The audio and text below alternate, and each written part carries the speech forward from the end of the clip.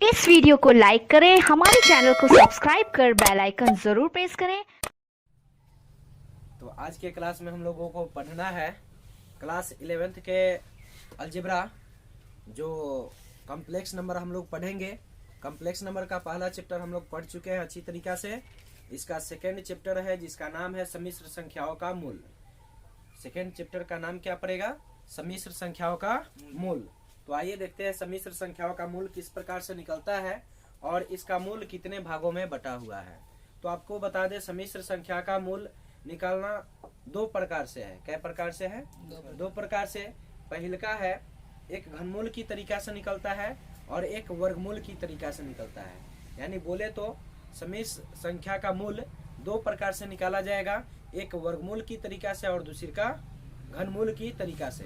तो हम लोग यहाँ पर पहले वर्गमूल की तरीका से सीखेंगे, फिर उसके बाद में घनमूल की तरीका से सीखेंगे। तो आइए देखते हैं।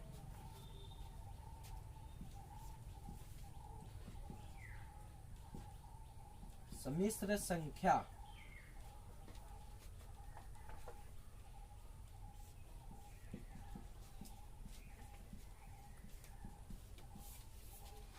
सम्मिश्र संख्याओं के मूल। सम्मिश्र संख्याओं के मूल जिसको इंग्लिश में बोलेंगे roots of a complex number. जिसको इंग्लिश में क्या बोलेंगे? Roots of a complex number. Roots of a complex number.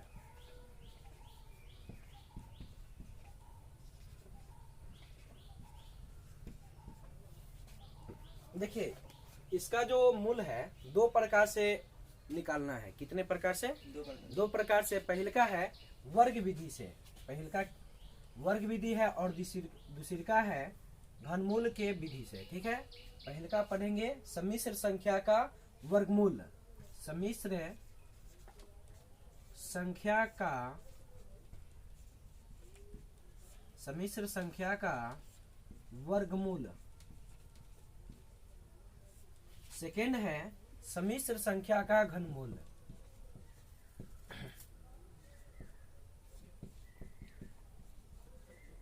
सम्मिश्र संख्या का घनमूल।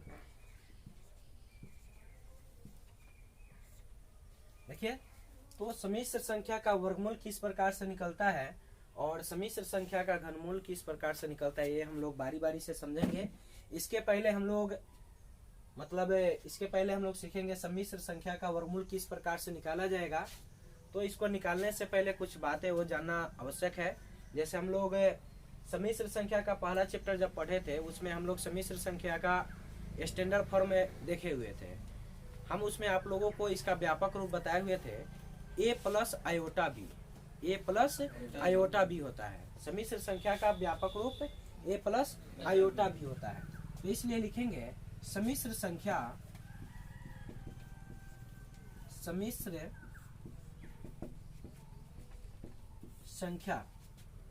इंग्लिश में क्या बोलेंगे? Complex number.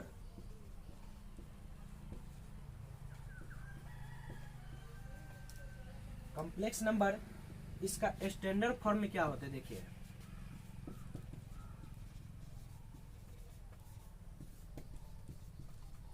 इसका स्टैंडर्ड फॉर्म होता है a plus iota B.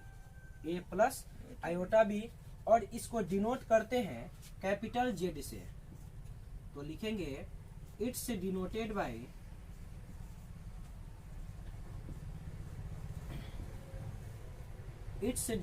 Bye Z.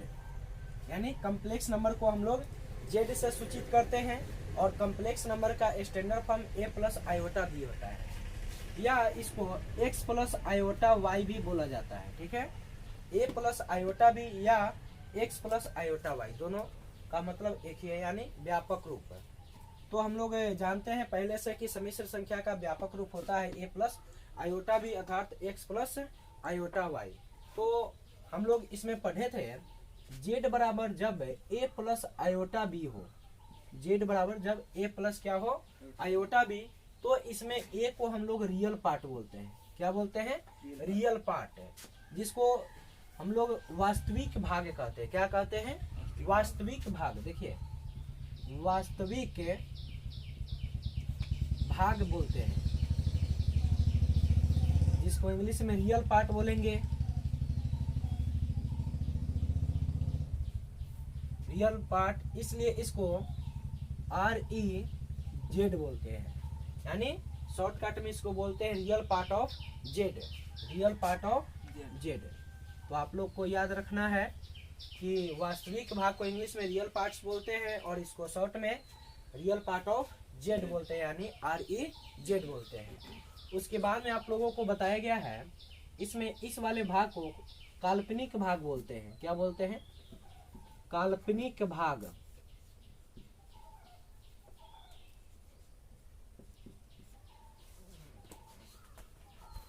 इस वाले टर्म को हम लोग काल्पनिक भाग कहते हैं। क्या कहते हैं? काल्पनिक भाग, जिसको इंग्लिश में इमेजिनरी पार्ट बोलेंगे। क्या बोलेंगे? Imaginary part. इसलिए इसको IMZ से सूचित करते हैं। IMZ यानी इमेजिनरी पार्ट ऑफ जेड, इसको बोला जाता है। किसको? काल्पनिक भाग को। किसको बोलेंगे? काल्पनिक भाग को। तो अब इसमें आप लोगों को समझ में आ गया कि इसमें रियल पार्ट क्या है और इमेजिनरी पार्ट क्या है। अब इसमें छोटा सा एक टॉपिक है आयोटा, जिसका नाम क्या है? आयोटा। आयोटा, आयोटा का मतलब है, यानी आयोटा को बोलते हैं काल्पनिक संख्या। क्या बोलते हैं? काल्पनिक संख्या। आयोटा जो है इसको बोला जाता है काल्पनिक संख्या। क्या बोला जाता है? काल्पनिक संख्या, जिसका मतलब होता है अगर मान लीजिए यहाँ पर आयोटा स्क्वायर है तो इसका वैल्यू होता है -1। आयोटा स्क्वायर का वैल्यू -1, और स्क्वायर जब बराबर के इधर आता है तो रूट होता है, इसलिए आयोटा बराबर रूट अंदर -1 होता है। अगर मान लीजिए यहाँ पे आयोटा क्यूब है तो इसको हम लोग लिख सकते हैं आयोटा स्क्वायर इंटू आयोटा। तो फिर आयोटा स्क्वायर का वैल्यू क्या होता है? -1 गुना आयोटा, अर्थात हमको इसका मान आएगा माइनस आयोटा। तो ये कुछ बेसिक बातें थी जो हम लोगों को वर्गमूल में फायदा करेगा, यानी इसका वर्गमूल निकालने के लिए। तो अब देखिए इसका वर्गमूल किस प्रकार से हम लोग निकालते हैं। जैसे मान लीजिए कि यहाँ पर कोई कॉम्प्लेक्स नंबर दिया हुआ है 3 + 4 आयोटा, 3 + 4 आयोटा, और इसका बोला जा रहा है वर्गमूल निकालने के लिए। इसका वर्गमूल निकालने के लिए तो हम लोग मानेंगे लेट रूट अंदर 3 + 4 iota equal to x + iota y, x + iota y। क्योंकि इसका वर्गमूल निकालना है तो वर्गमूल का तो चिन्ह लेना पड़ेगा, इसलिए रूट अंदर 3 + 4 iota equal to x + iota y। अब आप लोगों को पता है कि जब रूट बराबर के उधर जाता है तो क्या होता है? स्क्वायर होता है। तो इसलिए यहाँ पर हम कहेंगे 3 + 4 iota equal to x + iota y का whole square, x + iota y का होल स्क्वायर। अब यहाँ पे देखिएगा सभी को,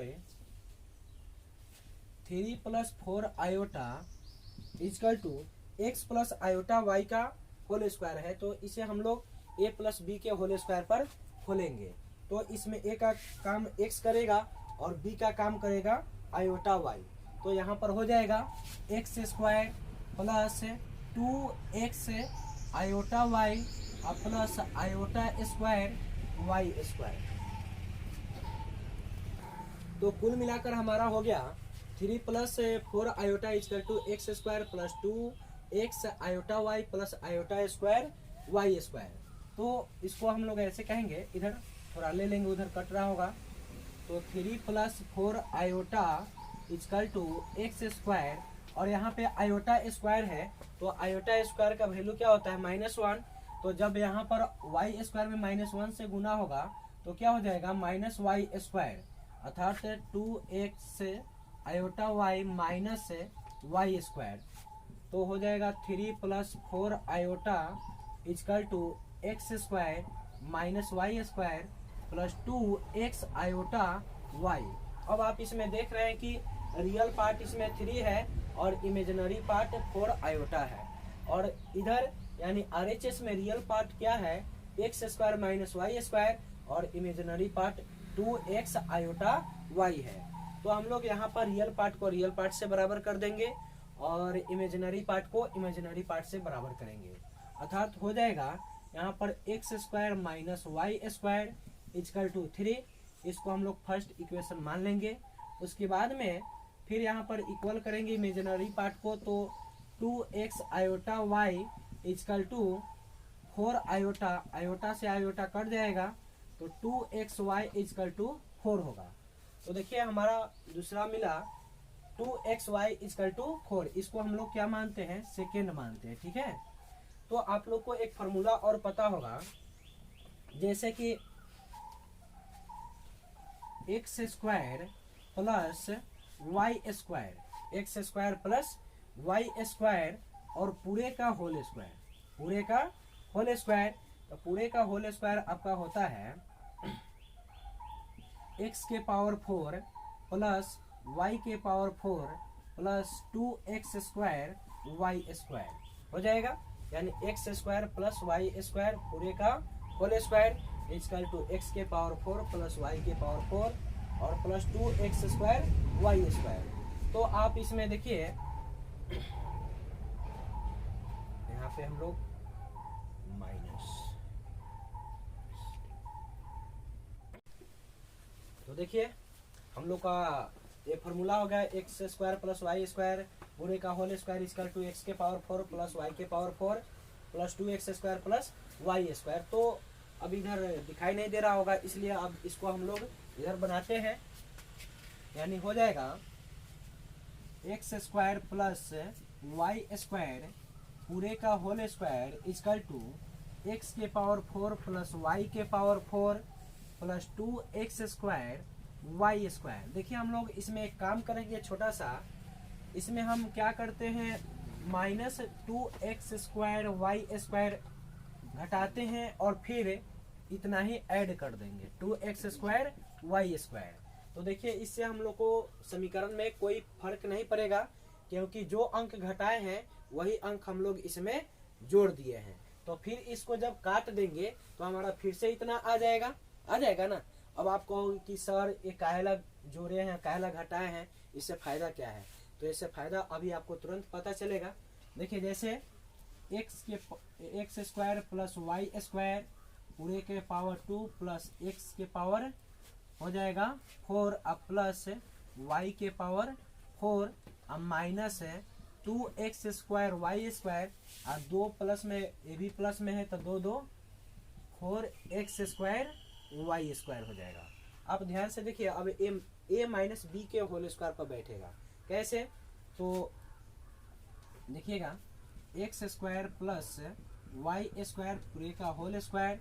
यहाँ पे हम लोग क्या कर सकते हैं एक्स का स्क्वायर प्लस वाई का स्क्वायर और माइनस है 2x square y square plus 4x square y square. तो देखो यहाँ पे a square plus b square minus 2ab बन रहा है, तो हम इसको क्या कह सकते हैं माइनस b का होल स्क्वायर। तो x square plus y square पूरे का whole square is equal to x square minus y square और पूरे का होल स्क्वायर। फिर प्लस में हो जाएगा 4x स्क्वायर और क्या हो जाएगा वाई स्क्वायर। तो आप यहाँ पर देखिए एक्स स्क्वायर प्लस क्या है वाई स्क्वायर और पूरे के पावर 2 है और यहाँ पर x square minus y square के पावर क्या है 2 है। तो इसका मान हम लोगों को आया है x square minus y square का मान आया है हम लोगों को यहाँ पर समीकरण फर्स्ट में 3 आया है। समीकरण फर्स्ट में क्या आया है 3 आया है और 2xy का मान क्या आया है 4 आया है। तो हम लोग यहाँ पर x square minus y square का मान रखेंगे क्या 3, तो 3 का स्क्वायर होगा अब प्लस है 4x स्क्वायर और इंटू क्या है वाई स्क्वायर। तो हम लोग इसको क्या कह सकते हैं 2xy का होल स्क्वायर कर देंगे। जब इसका स्क्वायर करेंगे तो फिर से इतना आ जाएगा।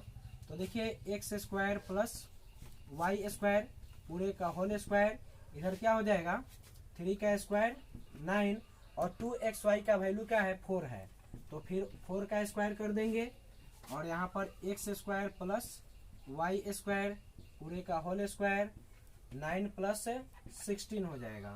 तो x square plus y square पूरे का होल स्क्वायर। अब 9 और 16 को जब ऐड करेंगे तो क्या बनेगा 25 हो जाएगा। अब ए स्क्वायर को बराबर के उधर भेजेंगे तो रूट बनेगा। देखिए ध्यान से, अब इसमें हम लोग क्या करते हैं, स्क्वायर को उठा करके इधर ले जाएंगे तो हो जाएगा x square plus y square root अंदर 25।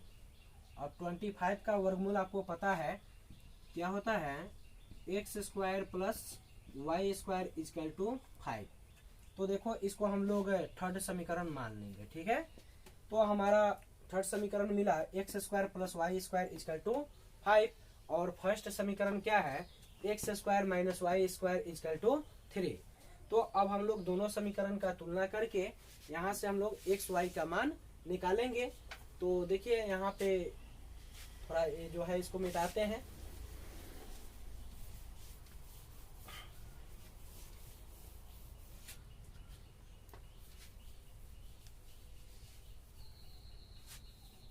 देखिए लिखेंगे समीकरण फर्स्ट तथा थर्ड को,